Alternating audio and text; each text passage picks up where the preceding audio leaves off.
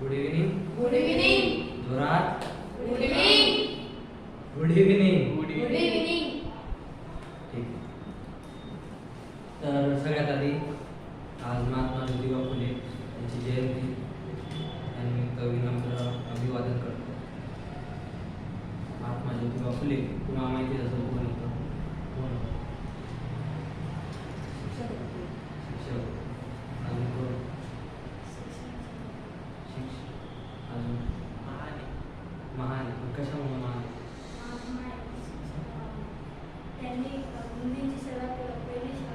मुलींची पहिली शाळा सुरू.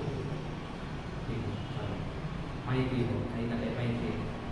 नुसतं तुम्ही जयंतीने साजरी करत त्यांच्याबद्दल माहिती पण ठेवता, हे ऐकून बरं वाटलं जरा. तर अजून त्यांच्याबद्दल काहीतरी सांगतो. महात्मा ज्योतिबा फुले यांनी सगळ्यात अगोदर शिवजयंती साजरी केली. शिवजयंती साजरी करणारे सगळ्यात पहिले व्यक्ती कोण? महात्मा ज्योतिबा फुले.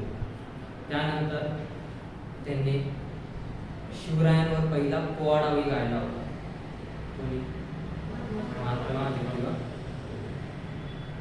ओके. आणि त्याचबरोबर त्यांच्या धर्मपत्नी सावित्रीबाई फुले यांनी त्यांच्या कार्याला पाठिंबा दिला होता आणि त्यांच्यासोबत खांद्याला खांद्याला उभ्या होत्या. कोण? सावित्रीबाई फुले. ठीक. त्याच्यामुळं आज भारतात शिक्षण हे मुलींनाही भेटतंय, मुलांनाही भेटतंय, दलित लोकांनाही भेटतंय, सगळ्यांना भेटतंय. फक्त असं आहे की कोणी त्याचा पुरेपूर वापर करतं तर कोणी वापर करत नाही. तर काल आपण काय पाहिलं होतं? ऑर्गॅनिझम्स. आता ऑर्गॅनिझम्स फार टाईपचे असतात, त्यांच्यात व्हेरिएशन्स असतात, बरोबर की नाही? सगळे सारखे असतात का? नाही, त्याच्यात व्हेरिएशन असेल. मग आता एवढ्या सगळ्या ऑर्गॅनिझम्सचा स्टडी करायचा आपल्याला, त्याच्यासाठी आपल्याला काय करायचे? त्याचे ग्रुप काढायचे. तर एक तात्याचं नाव सांगितलं होतं मी. त्या तात्याचं नाव काय? RX कोणता कर? विटेकर. कोणता? RX विटेकर. त्याने काय केलं होतं? सगळे ऑर्गॅनिझम किती ग्रुप मध्ये डिवाइड केले होते? किती? 5.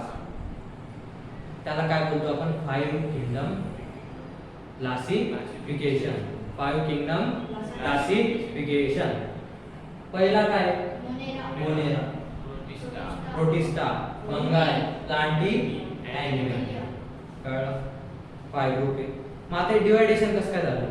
तर सेल टाईपवर तो खातो काय, त्याच्यात न्यूक्लियस आहे का, त्याची बॉडीची ऑर्गनायझेशन कशी आहे, त्याच्यानंतर मोड ऑफ न्यूट्रिशन कसं आहे, एक्झाम्पल्स. ओके. मग क्लासिफिकेशन म्हणजे काय?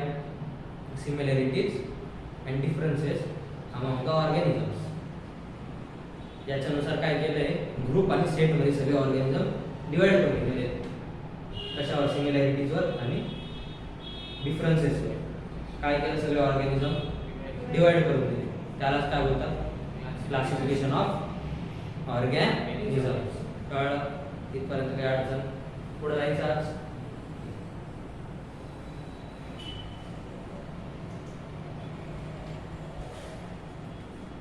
बायोडायव्हर्सिटी सांगितलं होतं का? टेक्सॉनॉमी झालं, नॉमेनक्लेचर झालं, बायोनॉमेनक्लेचर पण झालं, क्लासिफिकेशन पण झालं, रॉबर्ट विटेकर पण झालं. आता आपल्याला काय व्हायचंय? एकदम इंटरेस्टिंग टॉपिक. Charles Darwin. कोण आहे? Charles Darwin. पूर्ण नाव काय? Charles Robert Darwin. 12 फेब्रुवारी 1809 ला जन्म झाला आणि 19 एप्रिल 1982 ला मृत्यू पावले. कोण? Sir Charles Darwin. त्यांचं नाव पण रिस्पेक्टनेच घ्यावं लागतं. फार मोठे म्हणजे त्याचे उपकार मानावे तेवढे कमी आहेत. आपल्याला थिअरी दिली, theory of evolution.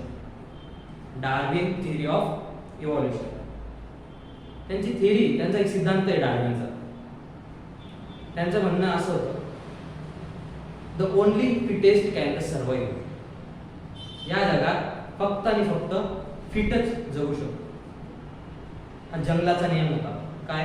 Only fittest can survive. म्हणजे जो फिट आहे तोच जगू शकतो, जो फिट नाही आहे तो जगू शकत नाही. मग आता तुम्हाला सांगतो, जंगलातले आणि जीवनातले नियम सारखेच असतात.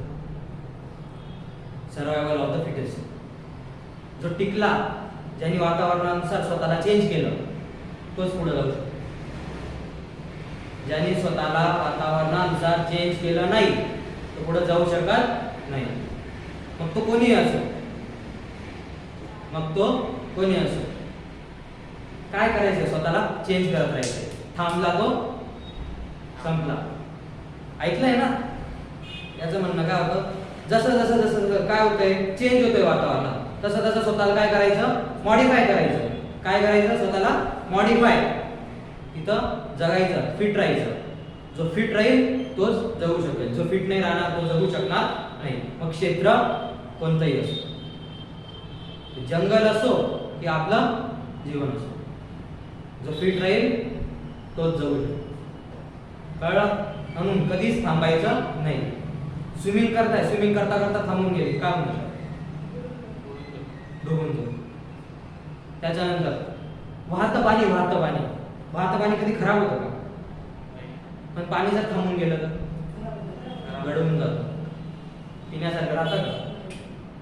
मग काय माणसाने कशात राहायला पाहिजे? प्रवाहात राहायला पाहिजे. काही नाही काही करत राहायचं, काही बी उठायला करत राहायचं, काही येडं म्हणतील लोक, चाललं काही बी करत राहायचं. काही बी म्हणजे जरा लॉजिक लावून करायचं, काही बी येण्यासारखं दगड मारत नाही सोडायचं कोणाला. लोक करा पागल झाले टाकून. कधीही स्वतःला कमी समजायचं नाही. असतील सगळे बेस्ट आहेत, पण आपण काय? बेस्टेस्ट आहे. सगळे बेस्ट आहेत पण आपण काय? बेस्टेस्ट आहे. जेव्हा आपण स्वतःच्या नजरेत खाली मानतो ना, आपण खालीच म्हणतो. आपण स्वतःला टॉपला मानायचं नसो, आपण टॉप पण मानायचं, कारण मानल्याने सगळे गोष्ट.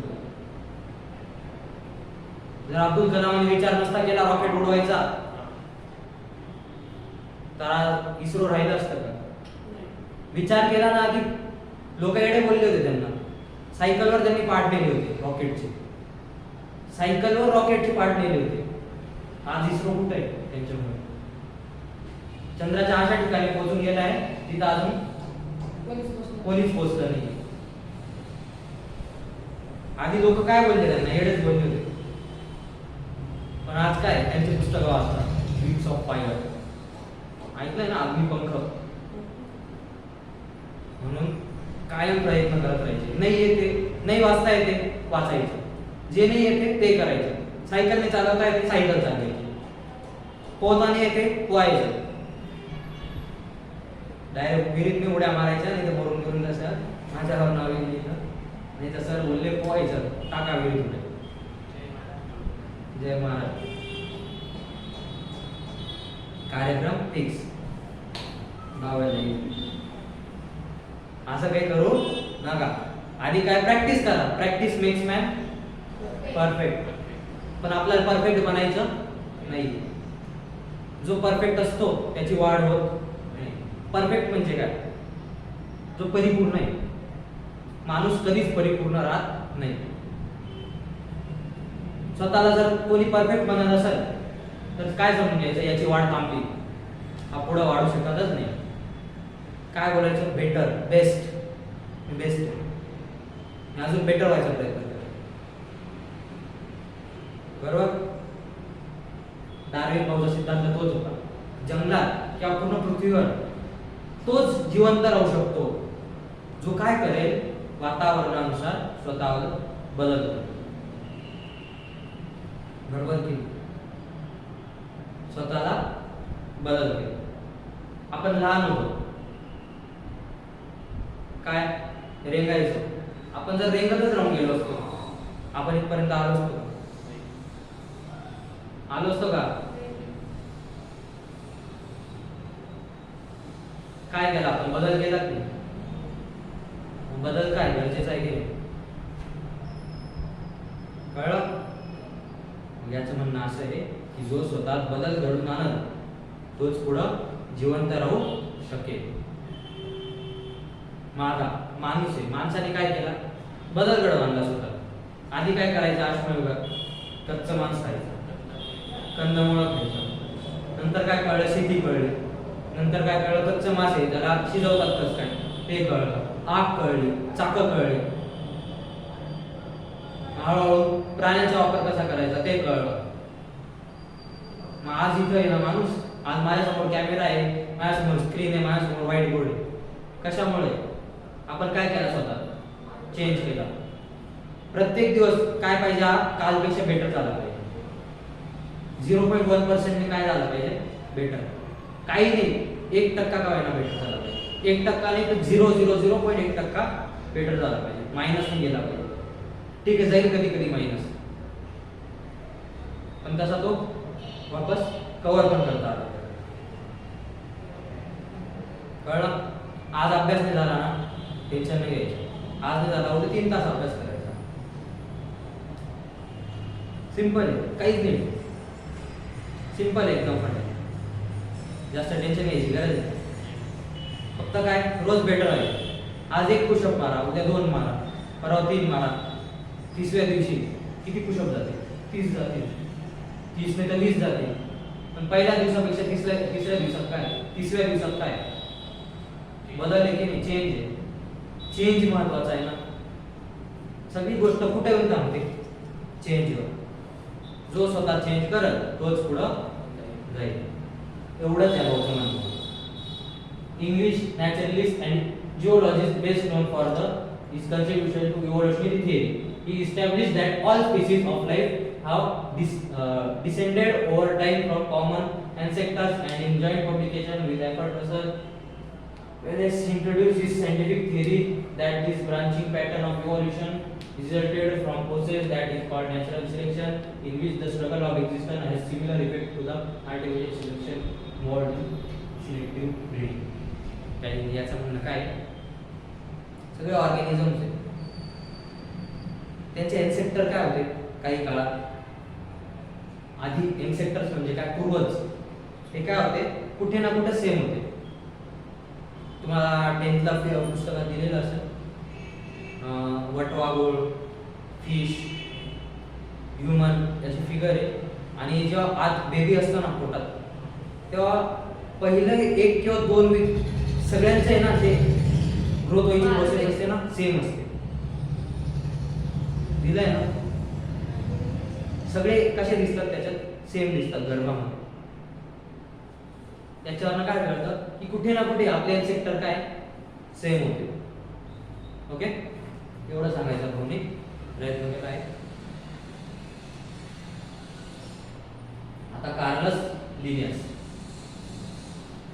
इज कार्ल वॉन लिनी, पूर्ण नाव काय, Carl von Linne, was a Swedish botanist, physician and zoologist who laid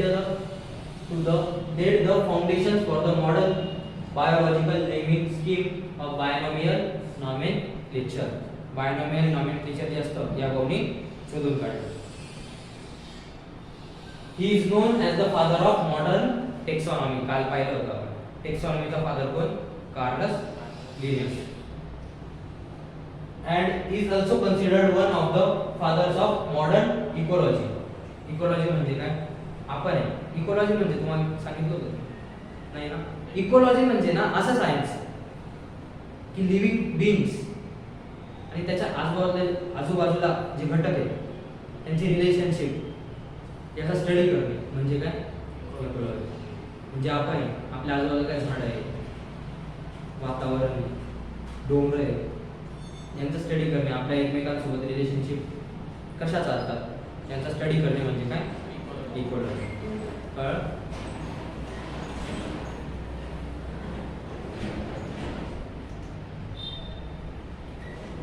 classification and evolution.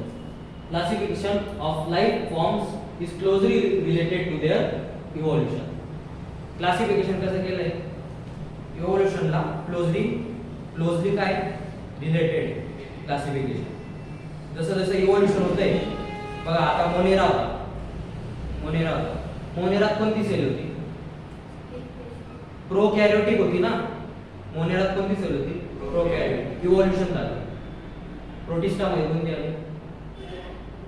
युकॅरियोटिक आहे. बोला ना, तुम्ही अभ्यास नाही करत ना घरी? करा सांगा. कोणी कोणी वाचलं घरी? अरे लेक्चरच्या भरोशावर नका राहू. लेक्चरच्या भरोशावर नका. लेक्चर कोणाला आहे? जो अब्सेंट आहे किंवा काही इम्पॉर्टंट आहे त्याच्यासाठी लेक्चरचं. हे तुम्हाला समजा नाहीच आहे, एखादा पॉईंट नाही समजला त्याच्यासाठी लेक्चर. तुम्ही त्याच्या भरोशावर नका राहू. डायरेक्ट लेक्चर आहे, डायरेक्ट घरी जाऊन तुम्ही रिव्हिजन करशाल. इकडे लक्ष नाही दिलं तरी चालेल. कळलं का? इथं जेवढं कळता येईल तेवढं कळायचं. लेक्चर तो बाकीचा जाऊ द्या. नाही तर असं जर असेल तर मी लेक्चर नाही टाकणार. तुम्ही जर लेक्चरच्याच भरोशावर राहत असाल, लेक्चर येईल किंवा अभ्यास करू, बाकीच्या क्लासमध्ये लेक्चर येत नाही तरी ते अभ्यास करतात ना. नोट्स कशासाठी काढायला लावले? त्याच्यासाठीच काढायला लावले ना. फास्ट येत राहायचं. आता सवय करावं लागेल. कोणी कोणासाठी थांबत नाही. ट्रेन त्याच्या टीसी साठी पण थांबत नाही. विचार करा. ट्रेन त्याच्या टीसी साठी पण थांबत नाही. कोणीच कोणासाठी थांबत नाही. इथं मालेगावात सहन होऊन जाईल, बाहेर नाही सहन होणार. तुम्ही 11वी 12वी बाहेर जाशाल, ती मालेगावची पद्धत नाही चालणार. थर्ड क्लास पद्धत आहे एकदम मालेगावची. सगळ्यात घाण शिक्षण पद्धत असत ती मालेगावची. काहीच नाही मुलांना, काहीच नाही. बाहेर जाताना लगेच दिसून येतात मालेगावचे पोरे. काही बेसिक नाही, काही नाही, काही नाही. घाण शिक्षणाची पद्धत एकदम.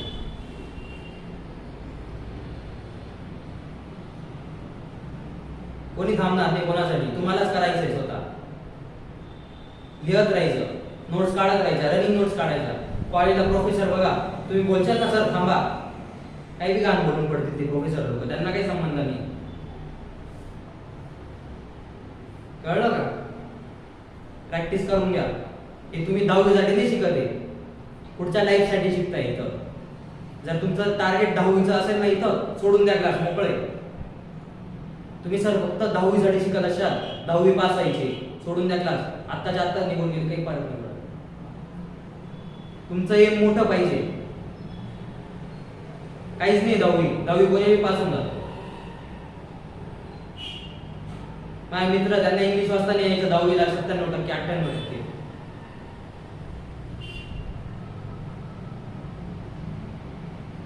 दहावी एम नाहीच पाहिजे तुमचं. एम दुसरं पाहिजे तुमचं. काय करायचंय? इंजिनिअरिंग करायची, डॉक्टरकी करायची, काय करायचंय हे एम आत्तापासून पाहिजे.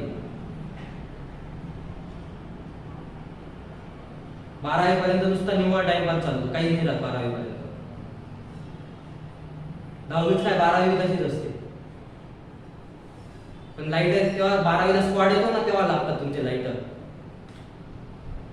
त्या फिजिक्सच्या पेपरला स्क्वॉड येईल, बायोलॉजीच्या पेपरला स्क्वॉड येईल, इंग्लिशच्या पेपरला स्क्वॉड येईल ना, तेव्हा तुम्हाला लाईटर लागतील.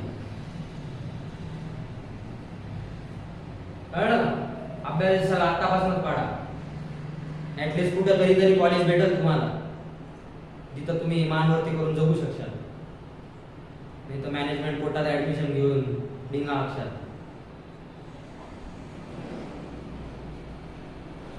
प्रॅक्टिस एकदम. तुम्हाला नोट्स कशा काढायच्या आहे? पॉईंट कळला लगेच लिहायचं, लक्ष पण राहू द्यायचं. आज नाही कळणार पण उद्या तरी कळ, परवा तरी कळ. प्रॅक्टिस होईल ना. आज मी बोलतोय, तुम्हाला काय वाटतंय मी बोलतोय? शिकवणार राहून जाईल, आपल्या शिकवलेलं लक्षात येणार, आपण लिहायच्या नादात राहून. पण दोघं सवय पाहिजे,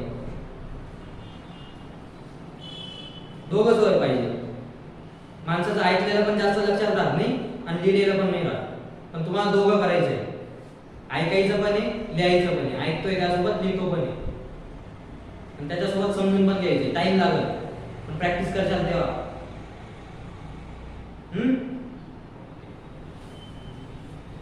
Evolution.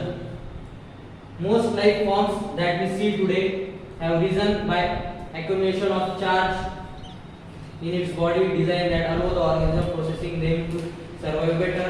Charles Darwin first described this idea of evolution in his book The Origin of Species.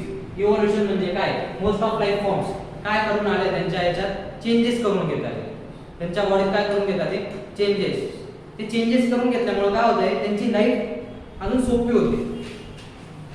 बरोबर की नाही? तुम्ही लहानपणापासून अभ्यास नाही केला पण आता काय करताय, कष्ट करताय, अभ्यास करताय, तुम्ही नोट्स लिहायला लागले, अभ्यास करताय, काय झालं, तुम्ही तुमची लाईफ अजून इझी करून घेताय. आत्ता कष्ट घेशाल, चेंजेस करशाल स्वतः, पण लाईफ काय होईल पुढे, इझी होईल. कॉफीच्या भरोशावर राहावं लागेल का? म्हणून ऑर्गॅनिझम्सने काय केलं, स्वतः चेंज केले, त्यांची लाईफ कशी झाली, मग इझी झाली. ओके, बोलत पण जा.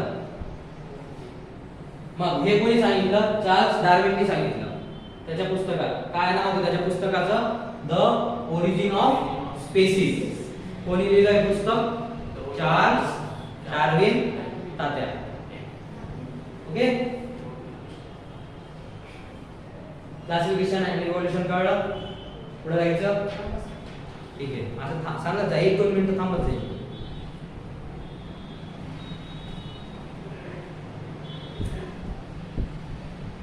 एवढं सगळं नाही लिहायचं, पूर्ण डेफिनेशन नाही लिहत बसायची, शॉर्ट वर्ड लिहायचे. हां, इव्होल्यूशन काय होते? चेंजेस होत आहेत सतत. एक शब्द कीवर्ड लिहायचा, म्हणजे आपल्याला टाइम पण नाही वेस्ट होणार, लिहिता पण नाही.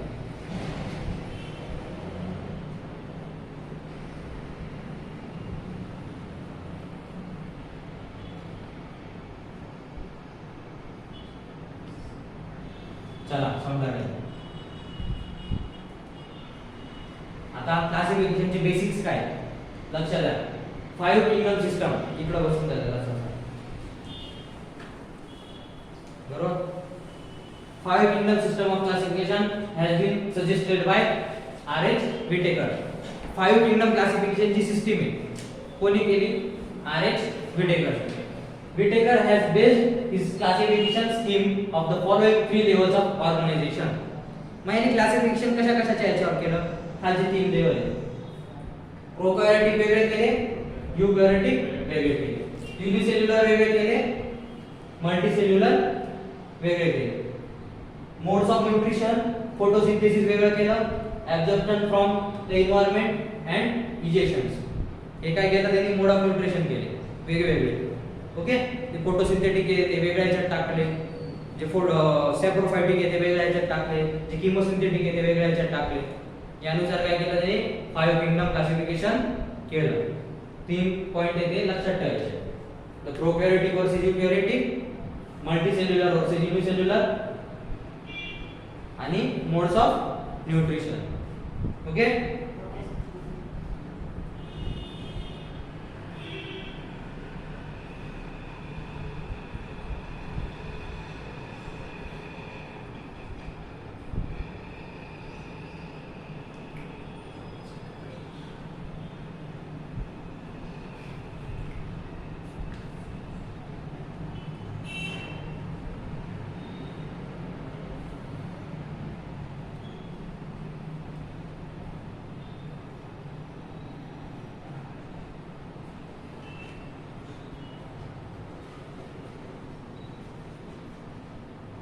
चलो समजा ठीक.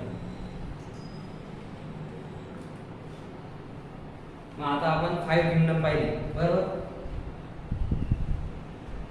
5 किंगडम पाहिले. 5 किंगडम मध्ये अजून काय, अजून क्लासिफिकेशन होतं. 5 किंगडम तर मेन झाले. आता एवढे 87 मिलियन आहेत ऑर्गॅनिझम्स, 87 मिलियन 2011च्या रिसर्च नुसार. मग आता 87 मिलियन ते फक्त 5 याच्यात डिवाइड होते, त्याचे अजून सब युनिट्स पडले. काय पडले? सब युनिट्स. किंगडम 5 आहेत बरोबर. किंगडम नंतर काय झालं? Phylum. Kingdom, phylum, class, order, family, genus आणि खाली आहे स्पेसीज. काय? स्पेसीज. सगळ्यात आधी काय? Kingdom, class, kingdom, phylum, class, order, family, genus, species. आता हे लक्षात कसं ठेवायचं? एकदम भारी ट्रिक आहे, एकदम भारी ट्रिक आहे, लक्षात ठेवायचं.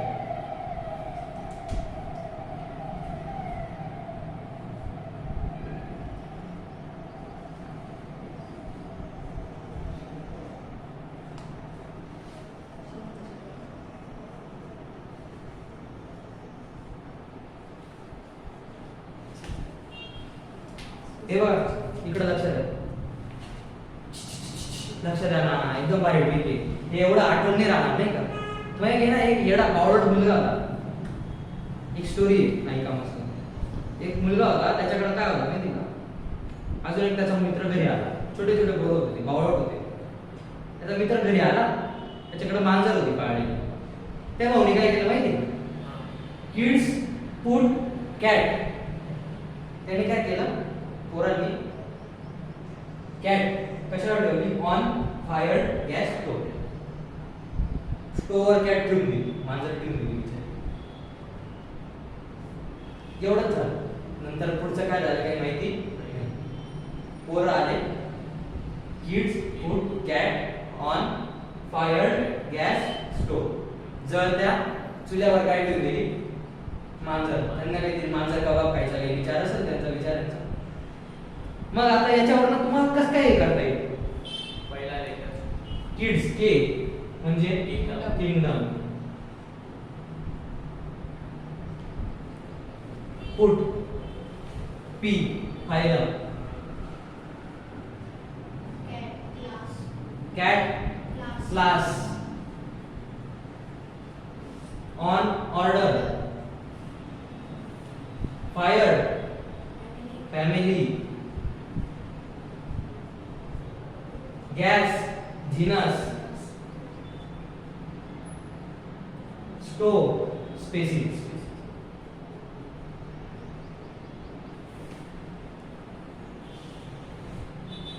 आलं लक्षात तुमच्यासाठी पहा, विचाराने मांजर जाऊन टाकली. आता लक्षात नाही आलं तर मग तुम्ही एकदम गैर गुजरे समजून घ्या. हा विचारा पुरायला पाय, मांजर रे एवढी भारी मांजर असेल ती जाऊन टाकली विचाराने. ती वरची हेडलाईन ग्रुपच्या वरची हिरार्ची ऑफ क्लासिफिकेशन. हिरार्ची म्हणजे असा क्रम असतो, hierarchy of classification of groups. Okay,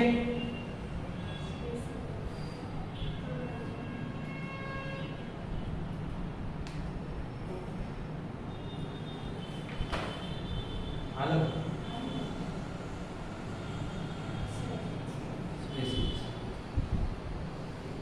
चला माझ्या एकदम परत ना. Kids food cat on fire gas stove. K म्हणजे किंगडम, पी म्हणजे फायलम, सी म्हणजे क्लास, ओ म्हणजे ऑर्डर, फायर म्हणजे एफ म्हणजे फॅमिली, जी म्हणजे जीनस, एस म्हणजे stove sorry species. Okay, kids food cat on fire gas stove, kingdom phylum class order family genus species. संपला विषय. कळलं काय अडचण नाही. हे काय झालं क्लासिफिकेशन कशाचं, ग्रुप्सचं सॉरी कशाचं, ॲनिमल्सचं. कशामध्ये, ग्रुप्समध्ये. ग्रुप्स पाडले की नाही. किंगडम म्हणजे काय, मोठा युनिव्हर्सिटी आहे, एक कॉलेज आहे त्याची युनिव्हर्सिटी. फायलम म्हणजे काय, त्या युनिव्हर्सिटीचे आपले कॉलेजेस आहेत. क्लास म्हणजे काय, कॉलेजेसमध्ये डिपार्टमेंट आहे. डिपार्टमेंट सिव्हिल, त्याच्यानंतर कम्प्युटर डिपार्टमेंट वेगळं, सिव्हिल डिपार्टमेंट वेगळं. त्याच्यानंतर ऑर्डर काय, त्याच्यातल्या इयर्स आहेत, first year, second year, third year, fourth year. Family म्हणजे काय, सेक्शन आहे, ए डिव्हिजन, बी डिव्हिजन, सी डिव्हिजन. जीनस म्हणजे काय, ग्रुप्स आहेत. कॉलेजमध्ये नाही का आता एक प्रत्येक क्लासमध्ये 5-5, 10-10 पोरांचे ग्रुप्स असतात बघा. ते वेगळे असतात, याचं त्याच्यासोबत बिनसलेलं असतं, काही दोघांसोबत चांगला असतो नाही का. त्याच्यानंतर स्पेसिस म्हणजे एक इंडिव्हिज्युअल, प्रत्येक टू सेपरेट. म्हणजे काय झालं, पूर्ण युनिव्हर्सिटी, पूर्ण काय ऑर्गॅनिझम्स आहे. याला आपण शेवटपर्यंत यायचंय, आपल्याला याचा स्टडी करायचंय, तर आपल्याला इथून या प्रोसेस मधनं जावं लागेल. इझी होईल की नाही. जर समजा युनिव्हर्सिटी अशी जर राहिली असती मोकळी, काही नाही त्याच्यात, ग्रेड्स नाही, काही नाही, कोणी कोणत्याही इयरला जाते, इयर पण नाही, गोंधळ झाला असता की नाही, झालं असतं काही समजलं असतं काही. मग आपण काय केलं स्टडी करायसाठी? ग्रुप्स पाडले, क्लासेस पाडले, बरोबर, कॉलेजेस पाडले. काय केलं आपण? सगळ्यांना डिवाइड करून टाकलं. ओके, काय अडचण येईपर्यंत. मग आता आपल्याला किंगडम कळलं. 5 किंगडम असतात. पहिला काय? मोनेरा. दुसरा काय? प्रोटिस्टा. जोरात. पहिला काय? मोनेरा. दुसरा काय? प्रोटिस्टा. तिसरा काय? फंगाय. काय? फंगाय. चौथा काय? प्लांटी. पाचवा काय? ॲनिमेलिया. आपण कोणत्या ग्रुप मध्ये? ॲनिमेलिया. आपण काय? जनावर आहे. काय? जनावर आहे. ओके. आता स्पेसिस म्हणजे काय? खालून वर यायचं ना. आधी स्पेसिस काय, स्पेसिस नंतर जीन्स काय, जीनस नंतर फॅमिली काय, फॅमिली नंतर ऑर्डर काय, ऑर्डर नंतर क्लास काय असतं, क्लास नंतर फायलम काय असतं, फायलम नंतर किंगडम काय असतं. हे असं उलट्या याच्यात आपल्याला शिकायचं. Species is a group of individuals. काय? Group of individuals with similar morphological characteristic. आता मॉर्फोलॉजिकल म्हणजे काय? Morphological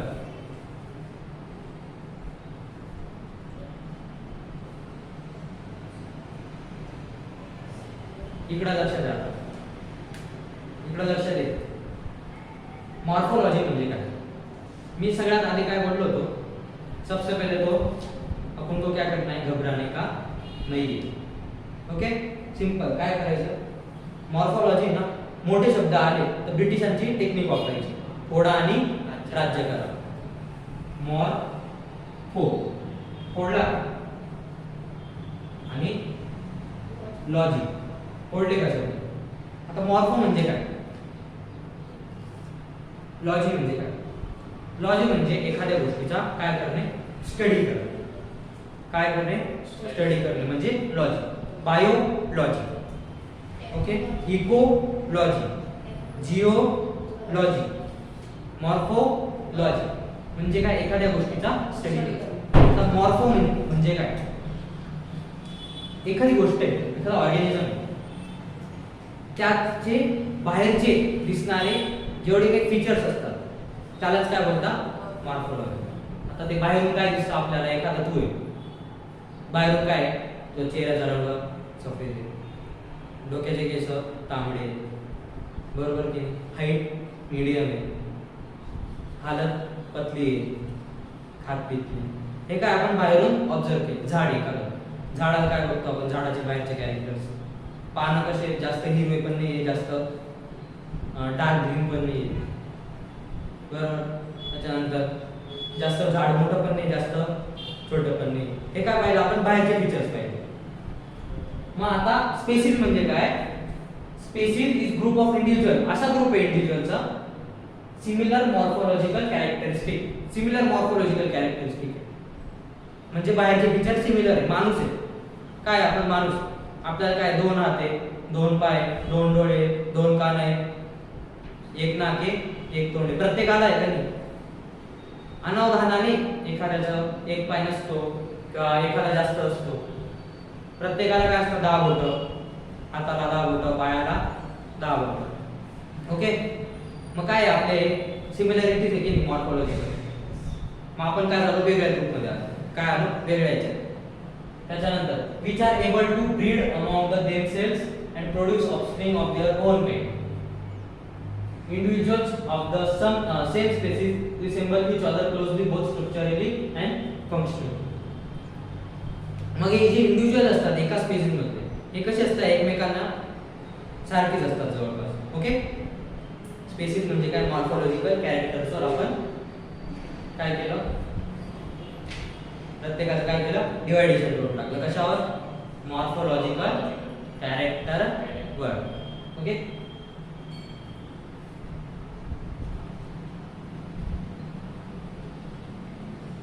genus it is group of species. हा काय? लक्षात द्या. स्पेसिस काय? Species is group of individuals with similar morphological characteristic. जे सारखे दिसतात ते एका स्पेसिस मध्ये. पण जीनस म्हणजे काय? It is group of species. कशाचा आहे? स्पीसीजचा ग्रुप आहे. which are related and have less characteristic in common as compared to species.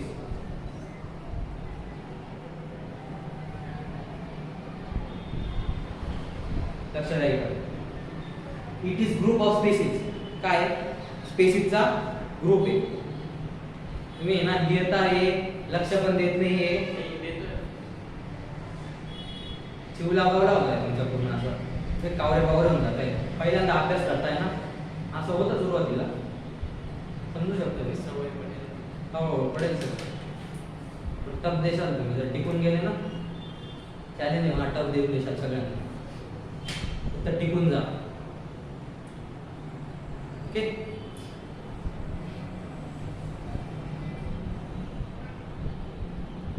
Genus काय?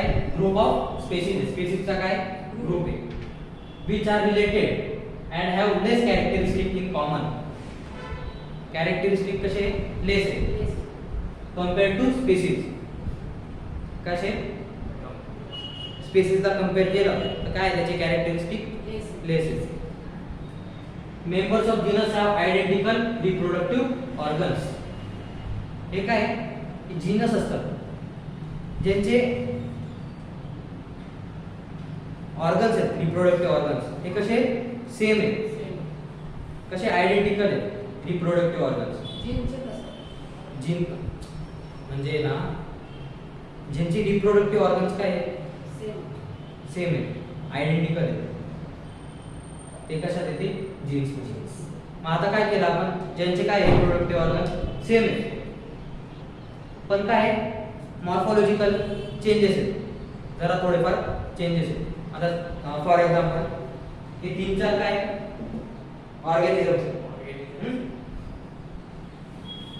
याला काय 2 हात आहे, 2 पाय आहे. याला काय 2 हात आहे, 2 पाय आहे. पण याला काय 4 काय पाय आहे. याला काय पंख आहे.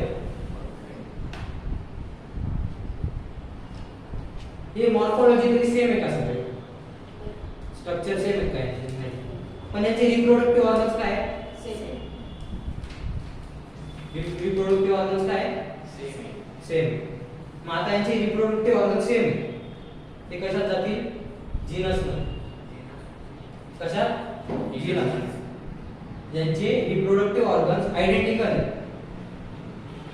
कशात जातील? आयडेंटिकल आहेत, कशात जातील? ते जीनस मध्ये. आणि याच्यात काय आयडेंटिकल आहे ऑर्गन, पण नंतर काय होतं त्याचं क्लासिफिकेशन कसं काय होते? Morphological characteristic. म्हणजे सेम आहे सगळे ऑर्गन तर आयडेंटिकल आहे, पण काय झालं? याला 2 पाय आहे, याला 2 हात आहे. स्ट्रक्चर वेगवेगळे. मग आता ज्याचे सेम स्ट्रक्चर आहे ते याच्यात वेगळ्या, याच्यात वेगळी स्पेसिस. 2 हात 2 पायावाली वेगळी स्पेसिस, पंखांवाली वेगळी स्पेसिस, 4 पायावाली वेगळी स्पेसिस. कळ? काही अडचण नाही. किती वाजले?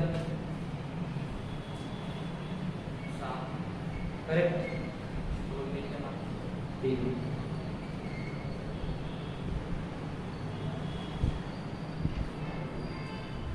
लिहिलं का? काय काय नाही लिहिलं? उद्या पाहिजे ते मोठा टॉपिक. कळ? इथपर्यंत आले काही अडचण? नक्की. ठीक आहे. बाकीचं आपण नेक्स्ट लेक्चरला बघू. तोपर्यंत अभ्यास करत राहा, चांगली मेहनत करत राहा. एक ना एक दिवस सक्सेस नक्की भेटेल. बरोबर? आणि निगेटिव्ह लोकांपासून लांब राहा. ओके. आजसाठी धन्यवाद. जर जगलो तर पुन्हा भेटू.